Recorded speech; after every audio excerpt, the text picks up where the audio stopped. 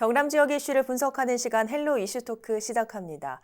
6일 지방선거가 끝난 지 일주일이 훌쩍 지났습니다. 이미 일부 당선인은 지역과 민심 챙기기에 나서면서 서서히 민선 8기 연착륙을 시작한 모습인데요. 아시다시피 이번 지방선거로 경남 지역 정치 지형이 크게 바뀌면서 앞으로 도내 지자체에도 큰 변화가 예상됩니다. 이번 선거를 정리하며 앞으로 경남도와 도내 지자체에 예고된 변화의 바람 예상하는 시간 가져보죠. 함께해 주실 두 분 패널 소개합니다. 신상훈 경남도의회 의원, 이재환 전 국민의힘 대변인 나오셨습니다. 어서 오세요. 네, 안녕하세요. 반갑습니다. 자, 먼저 이번 선거에 대한 각 당의 평가부터 좀 들어보고 싶은데요. 먼저 민주당, 도당의 평가 어떻습니까? 많이 뼈아픈 선거가 됐죠.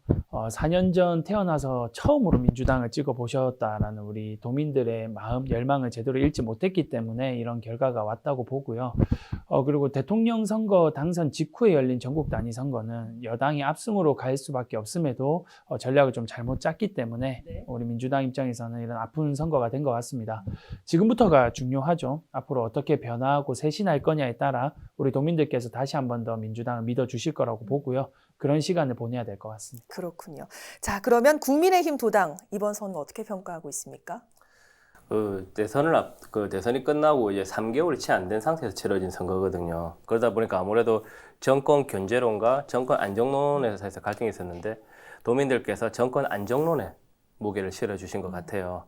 특히 이제 저희 국민의힘은 도민들께서 이번 주신 기회를 정말 크게 생각하는 이유가 윤석열 정부의 출범과 함께 보다 나은 대한민국, 그다음에 발전된 경남을 위해서 노력해라. 그렇게 기회를 주신 것으로 봅니다. 그렇기 때문에 저희가 승리를 했다고 기뻐할 게 아니라 더욱더 겸허하게 받아들이고 우리가 앞으로 어떤 변화된 모습으로서 도민들께 국민의힘이 잘 뽑았다.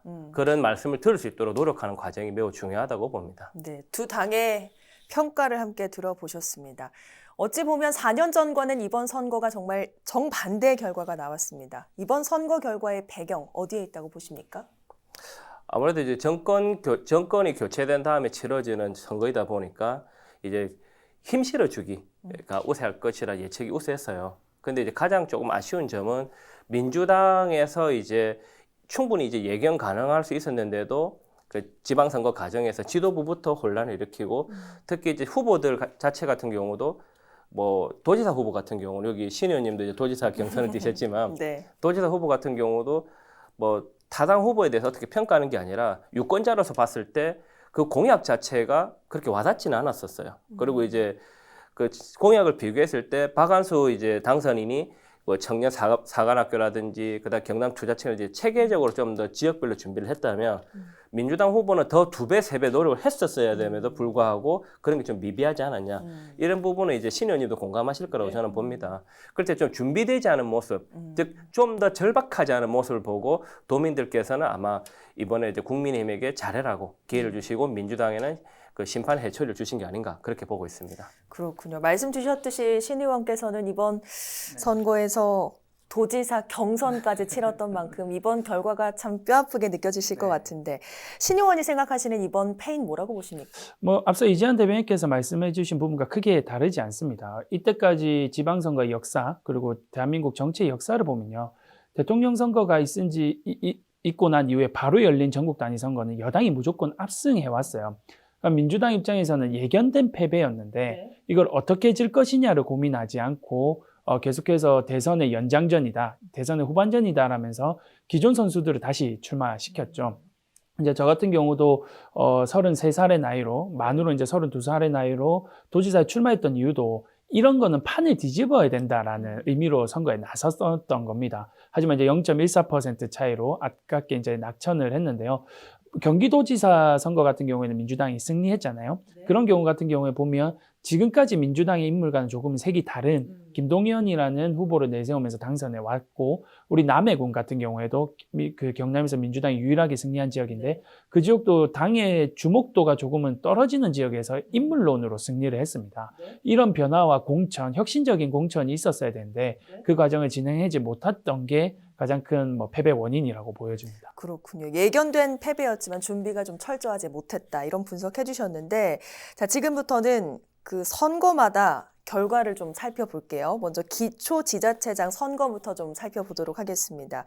결론부터 이야기를 하면 국민의힘이 압승입니다. 말씀해 주셨지만 아마 남의 한 곳만 빼고 모두 국민의힘이 자리를 차지한 거죠? 그렇습니다. 경남 18개 이제 기초자치단체에서 이제 국민의힘이 14곳에서 승리를 했고요.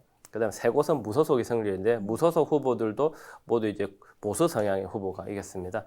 이제 민주당이 이제 승리한 곳은 남해 꼭 한 곳인데 장충남 군수가 이제 승리를 했는데 이곳은 이제 특이하게도 이제 인물론이 좀 우세해요. 네. 그래서 이제 과거에 이제 선거 경례 보면 진보가 4번, 그다음에 보수가 3번 이런 식으로 약간 엎치락 뒤치락 하는 곳이라서 이제 저희 국민의힘도 조금 더 준비를 했어야 하는 아쉬움이 좀 남는 지역이기도 하고요. 네. 그다음에 전반적으로 국민의힘 전체에 힘을 실어준 것도 있지만 가장 큰 것은 이제 이제 드루킹 사건이죠. 그걸로 이제 김경수 도지사, 전 지사가 거리를 하면서 이제 약간 구속이 되셨잖아요.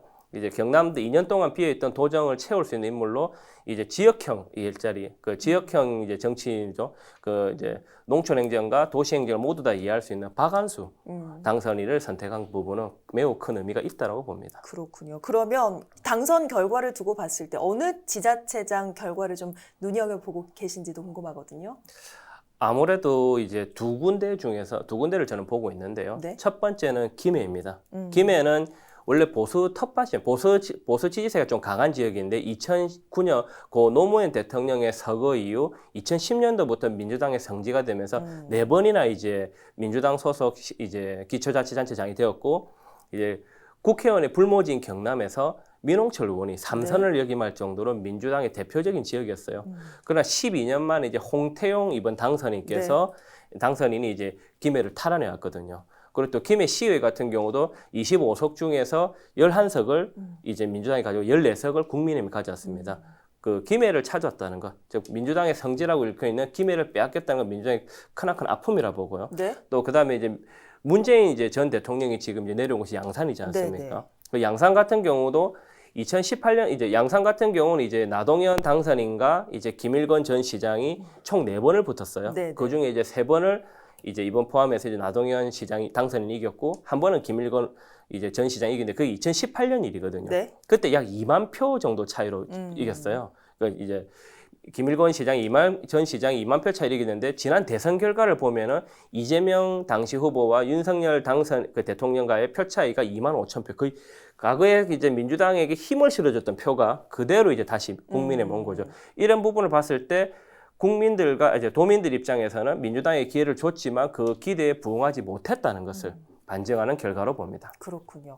자, 신상훈 의원께서는 이번에 가장 관심 있게 본 선거 어느 지역입니까? 앞서 이지한 대변인께서 더 말씀을 해주셔가지고요. 그 지역들 빼고 이야기를 하면요.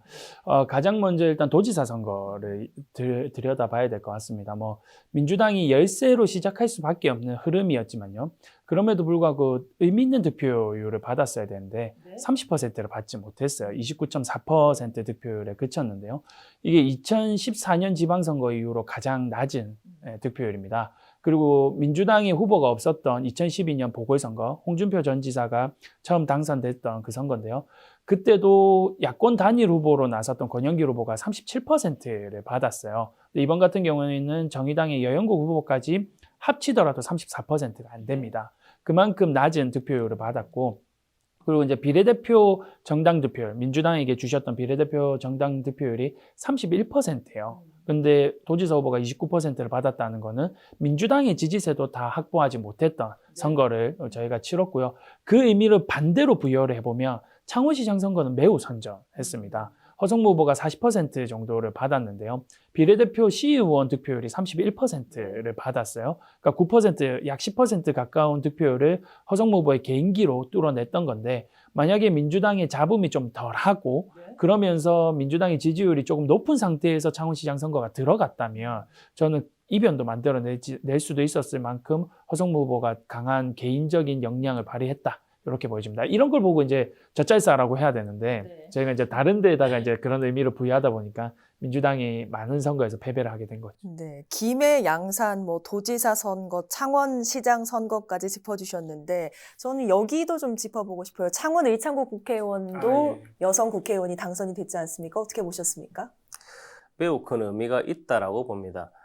경남도 내 여성 의원이 없습니다. 네. 그리고 이제 또 대결하시는 민주당의 후보도 이제 첫 경남도 여성 의장을 하신 분 김지수 후보랑 그다음에 김영선 이제 당선 지금 이제 의원하고 붙었는데 김영선 의원 같은 경우는 이제 이번 그 당선으로서 5선 의원이 됩니다. 이제 그 경남도에서 최다선이죠. 네. 그리고 이제 중앙과 지역을 아우르는 이제 정치적 영향을 가졌기 때문에 의창구의 이제 발전에 크게 도움이 되지 않을까. 네. 그리고 또 경남도에 이제 약간 이제 너무 남성 위주에서 경남에서 약간의 여성의 입장을 대변할 수 있는 그런 약간 틈이 열리지 않았나 네. 그렇게 보고 있습니다. 평가 한번 들어볼게요. 네, 김지수 의장님 같은 경우에는 최연소 의장, 그리고 최초의 40대 도의회 의장을 하면서 많은 관심을 받았고요. 그리고 이제 최초 경남의 여성 국회의원이 탄생할 수도 있다라는 점에서 많은 관심을 받았지만 하필이면 같은 여성이었던 김영선 전 의원이 이제 공천을 받으면서 그 의미가 좀 퇴색됐죠. 저는 그 부분이 좀 많이 아쉽습니다. 같은 그런 의미에서 국민의힘은 뭐 공천 잡음이 있었지만 결론적으로는 잘된 공천이 된 것 같고요. 김영선 의원 같은 경우에는 4선을 다른 지역에서 했는데 자꾸 이제 4선 했고 이제 5선이 됐기 때문에 큰 의원이 됐다, 힘이 있는 의원이 됐다라고 평가를 하지만 그 부분은 이제부터 김영선 의원이 하기에 나름이다 이렇게 봅니다. 네. 자, 이번 선거 결과를 보면 부울경 광역단체장 모두 또 국민의힘 후보가 당선됐습니다. 앞으로 부울경 특별연합의 속도감이 다소 좀 느려질 거다 이런 예측이 나오고 있는데 어떻게 예상하십니까? 속도감이 느려진다라고 보시기보다는 조금 더 신중하게 이제 도민을 위해 접근한다라고 좀 봐주시면 됩니다. 신중론으로 봐주시면 되는 게 신 의원님하고 이제 저희가 이제 부울경 메가시티에 관해서 여러 번 출연을 했고 저희가 이제 이 주제를 가지고 거의 메인 패널로서 거의 다뤘지 않습니까? 그때마다 신 의원님이 말씀하신 거 있고 제가 주장한 부분이 서부 경남 지역의 홀대론, 즉 해안가 위주로 발전할 수밖에 없다. 동부 경남 지역으로 울산과 부산과 마찬가지로 지금 그렇기 때문에 서부 경남에 대해서 균형 발전에 대해서 약간 신중하게 접근해야 된다고 보거든요. 네. 이제 현재 그 당선된 박안수 이제 도지사가 이제 아직 도지사 이제 7월 1일부터 도지사 이제 박안수 당선인이 이제 신중론을 이제 고수하는 입장은 네. 균형 발전과 서부 경남 주민들의 한 명 한 분의 권익을 보호하기 위해서 이제 접근하는 것이고요. 다소 속도가 느려질 수는 있어요. 근데 속도가 중요한 게 아니라 방향성이거든요. 네. 얼마나 도민에게 도움이 되는 방향으로 가느냐 그것이 중요한 거지 속도를 빨리 한다고 좋은 것도 늦게 한다고 좋은 것도 아니라 그 방향을 가지고 잘 접근해야 된다. 저는 그렇게 바라봅니다. 네. 어쨌든 서부 경남 입장을 좀 고려를 해서 앞으로 좀 신중하게 접근할 것으로 예상된다. 이런 말씀해 주셨는데 저 의원님께서는 또 부울경 특별연합 관련해서 도의회에서 많은 목소리를 내신 만큼 앞으로 뭐 요청사항 있으시다면요? 예, 경남 앞에 놓여 있는 숙제가 아주 많습니다. 부울경 메가시티, 부울경 강력특별연합의 시작도 보면요. 경남 혼자만으로는 수도권 일극 체제에 이겨낼 수 없다. 그렇기 때문에 부산과 울산 같은 생활권이 한데 모여가지고 수도권에 대응해보자라는 게 본 취지였잖아요. 이 시선, 그러니까 대한민국 그 경남이 현재 위기다라는 시선은 민주당이 바라본다고 그리고 국민의힘이 바라본다고 해서 다른 문제가 아니거든요. 그렇기 때문에 박안수 당선인께서 말씀해 주셨던 신중론에 어느 정도 공감은 하지만 같은 정당 소속인 박형준 부산시장은 아주 적극적으로 이 부울경 광역특별연합을 추진하고 있습니다. 오히려 만약에 박안수 후보가 계속해서 신중론을 펼치면서 특별연합에 조금은 좀 미진한 모습을 보인다면 저희가 우려했던 경남 소외가 현실이 될 수도 있거든요. 그렇기 때문에 박안수 후보 당선인께서는 지금부터는 이제 경남에 놓여 있는 본인의 숙제가 된 만큼 경남 도민 앞에 놓여 있고 본인한테 놓여 있는 숙제가 된 만큼 한 번 더 이렇게 심사숙고하시고 우리 경남이 소외되지 않도록 적극적으로 좀 나서 주시길 간곡히 부탁드리겠습니다. 자, 이번 그 선거 개표날 저도 방송을 열심히 했었는데 그날 새벽까지 결과가 나오지 않았던 곳들이 몇 곳 있어요. 거제도 그렇고. 근데 가장 박빙의 선거를 꼽으려면 도교육감 선거가 아니었나 싶습니다. 어떻게 보셨습니까? 네, 그 선거 때문에 잠을 못 자가지고요. 지금까지도 좀 피로가 좀 쌓여 있는 것 같아요. 교육감 선거는 저는 딱 요 정도 퍼센트 차이로 박정훈 교육감이 이기지 않을까 그렇게 예상을 했어요. 왜냐하면 교육감 선거 같은 경우에는 인지도가 굉장히 중요합니다. 네. 네, 박정훈 교육감 같은 경우에 재선 교육감을 했죠. 실제로 교육감 후보가 누군지 모르기 때문에 기권표가 굉장히 많이 쏟아졌던 선거가 이번 선거거든요. 그렇기 때문에 조금이라도 더 인지도가 앞섰던 박정훈 교육감이 유리했다 이렇게 보고요. 그리고 선거 전략도 저는 아주 잘 짰다고 봅니다. 왜냐하면 민주당의 지지세가 정당 지지율이 굉장히 낮은 상태로 선거에 돌입했잖아요. 진보 교육감이라는 타이틀이 있기 때문에 민주당과 어느 정도 같이 갈 수밖에 없음에도 불구하고 박정훈 교육감이 이번 선거에서 민주당과 거리두기를 선언을 했어요. 그러면서 정당색인 파란색을 쓰지 않고 하얀색을 위주로 선거운동을 나서고 민주당 후보가 있는 곳에는 운동원이 전혀 배치가 되지 않은 이런 전략을 펼쳤고 반면에 김상곤 후보는 빨간색 선거운동복을 입고 다녔기 때문에 차별화가 되지 않았습니다. 이 부분이 박정훈 교육감이 아주 근소한 차이로 승리할 수 있었던 요인이 된 것 같습니다. 그렇군요. 자, 이번 도교육감 선거를 보면서 교육자의 정치적 편가르기에 대한 회의적인 시각이 확인됐다. 이런 평가도 나오고 있습니다. 어떻게 보세요? 조금 전에 신 의원님 말씀하신 속에서 이제 드러난 거죠. 그 교육감 선거 같은 경우는 이제 현직 프리미엄이 엄청나게 세요. 교육감은 이제 선거에 기호가 없거든요. 기호가 없다 보니까 인지도에 좌우될 수밖에 없고 현직 프리미 역할을 톡톡히 봅니다. 그 일례로 지난 2018년 지방선거에서 17개 시도 중에서 12곳에서 현직 교육감이 재선 또는 삼선을 했어요. 그 박정훈 이제 교육감 같은 경우는 지금 세 번째 도전이지 않습니까? 그럼 인지도뿐만 아니라 현직 프림이 굉장히 높았어요. 근데 제가 조금 우려가 되는 거는 그 정치색을 이용한 부분이 뭐냐? 과거에는 진보 교육감 네. 또는 이제 민주당과 이제 동행을 같이 하는 모습을 보였다가 이번 선거에서는 민주당과 다른 행보를 보였거든요. 이거야말로 정치색을 가지고 좀 이용한 건 아닌가 그런 우려가. 차라리 교육감이 후보라면은 정작 같이 자기가 뭘 하겠다 네. 그런 방향을 가지고 이야기를 해야 되는 거지. 뭐 선거에 따라 필요에 따라 뭐 민주당 쪽 편과 이제 같이 있었다가 민주당 측이라 했다가 여기랑 거리를 둔다 이런 건 좀 아닌 거죠. 교육감 선거 같은 경우는 지난 선거를 보시면은요, 뭐 과거 선거를 보시면 이제 고영진 전 교육감, 그다음에 권정호 전 후보, 그다음에 박정훈 이렇게 후보가 교육감이 나온 적이 있었는데 30% 되었어요. 비슷비슷했어요. 이런 모습 좀 바람직한데 이때 보면 그게 없었는데 어느 날부터 이제 정치색이 더 씌워지면서 이제 양분, 이제 흑백 논리식으로 양분하는 모습은 조금 안타깝다 이런 표현을 드리고 싶습니다. 네. 자, 그러면 간략하게 정리를 하면서 오늘 시간 마무리를 좀 해보겠습니다. 앞으로 변화에서 기대와 또 우려가 있을 겁니다. 민선 8기 도시군 행정과 의회 바라는 점.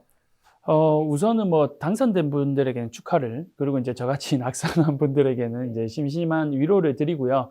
지금까지는 선거에서 승리를 해야 되기 때문에 최대한 본인의 지지자들을 많이 투표장에 끌어가는 게 중요했을 겁니다. 하지만 지금부터는 당선인의 신분이고 7월 1일부터는 실제로 의정활동 그리고 시정, 군정을 이끌어야 되는 분들이기 때문에 지금부터는 통합의 시간이 됐어요. 그렇기 때문에 지금부터는 지지자들을 위한 정치가 아니라 정말 경남 도민의 삶을 위한 그런 정치, 그런 행정을 펼쳐주셨으면 좋겠습니다. 네.